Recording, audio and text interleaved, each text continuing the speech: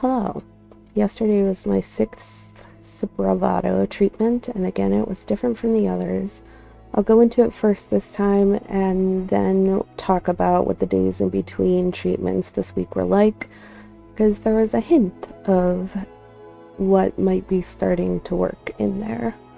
The room Dan put me in yesterday was the one I liked the best of the 3 that I've been in. By dose 2, I'm normally feeling the effects, but I wasn't very much at that point, and I assumed that this treatment was going to be a mild experience, but boy, I was wrong.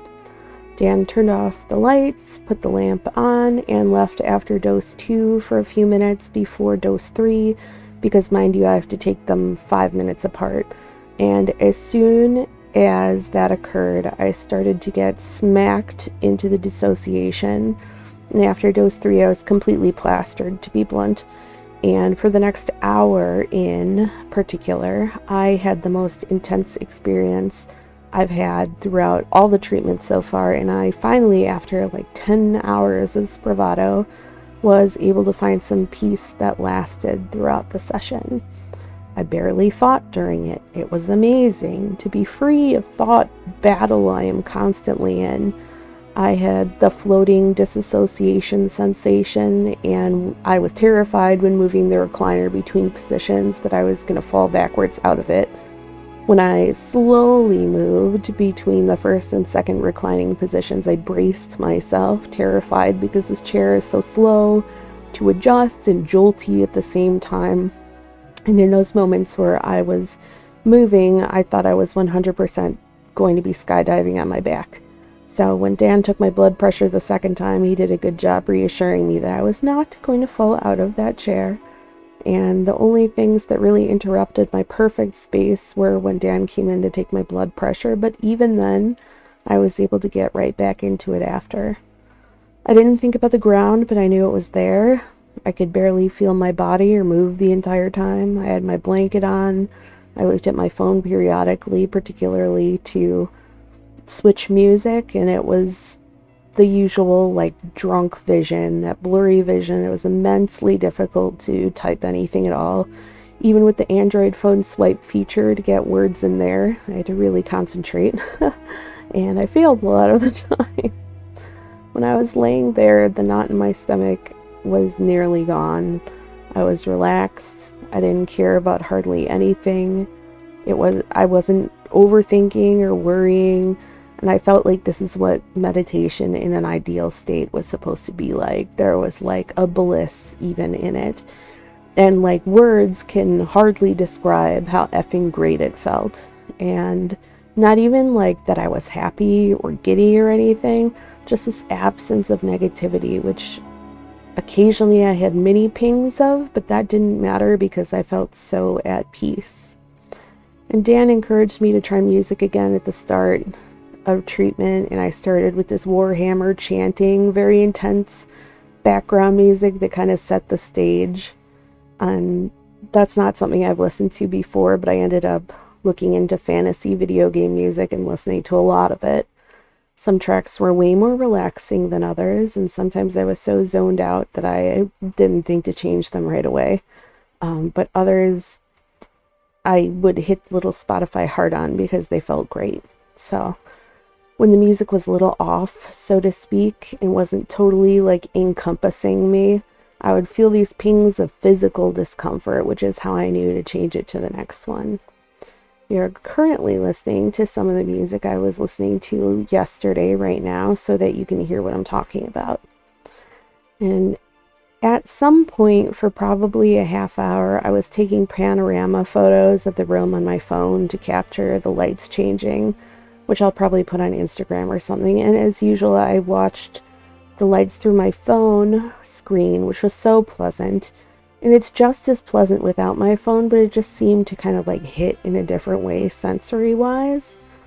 So the last 40 minutes, I started to really come down, and by the last half hour, I had snapped back into like a regular come-down state way more rapidly than I ever had. And it bred feelings of disappointment and annoyance where normally it doesn't. I had just been feeling so good that when I started to adjust back to this reality state, so to speak, I really felt that change. Dan asked me if I had any questions about treatment so far and asked me how it was going. He told me some people don't start to see results for 2 or 3 months, and then there's people who have seen results right away. So the Spravato information book said not to expect to see any changes before a month was over, and this was the end of week 3 for me. And this is where I opened up about what might be hints of progress. Tuesday I was calm and had like an okay day, and my baseline is a bad day, so this okay day was really welcome. And I felt like I was handling regular stressors just a little bit better, just a tinge less emotionally, and I really paid attention to that. Wednesday was about the same, an okay day.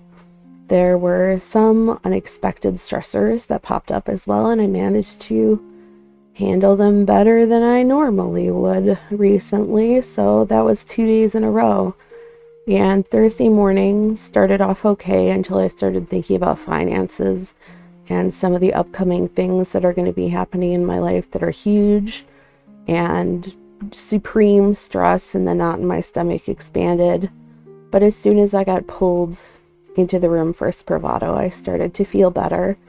And during the treatment, I wasn't thinking about those things at all. One of my best friends in the universe, who is my kindred spirit, picked me up to take me home yesterday, and I haven't seen her in several months. I had a small wave of anxiety and guilt about that, and as we were in the car ride together, I was managing it, and by the end of the ride, I was comfortable. And I felt like the next time she picks me up, maybe I won't have the same anxiety wave. Who knows for sure? But she is literally an angel of a person and so positive. And it was so nice to talk to her and see her. And I am just truly so grateful for her. And she accepts me at my best and my worst and all the places in between. And I know she's going to be listening. So I love you, Jazz. Thank you. At home, I was very quiet. I was very much in my head, but not necessarily ruminating about anything, just quiet. And I wanted to make my video last night as I have been doing, but I just couldn't do it. There was like a disconnect in me. I was also more uncomfortable and a little more melancholy than I have been the past few days, and a little more anxious even, which is unusual for nights after treatment where I'm usually very calm. But it was what it was. So this morning I feel calm-ish. Last time I cried was Monday night. I've been a little more social, and it's been a little easier to make some of those steps in being so, and that's been nice. It's not consistent all day how it used to be before I was in such a rut, but it was there. And like Dan said, I need to believe that it's going to work and I'm going to get better. Next treatment is Monday. It'll be the start of week 4 and the last of the double treatments in a week. After that, the next step is a month of treatments once a week.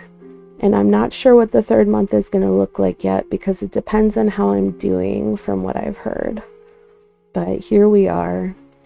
I'm going to continue to track progress and be mindful of how I'm doing in the meantime. And again, thank you for watching my videos and hearing me and being witnesses to my journey.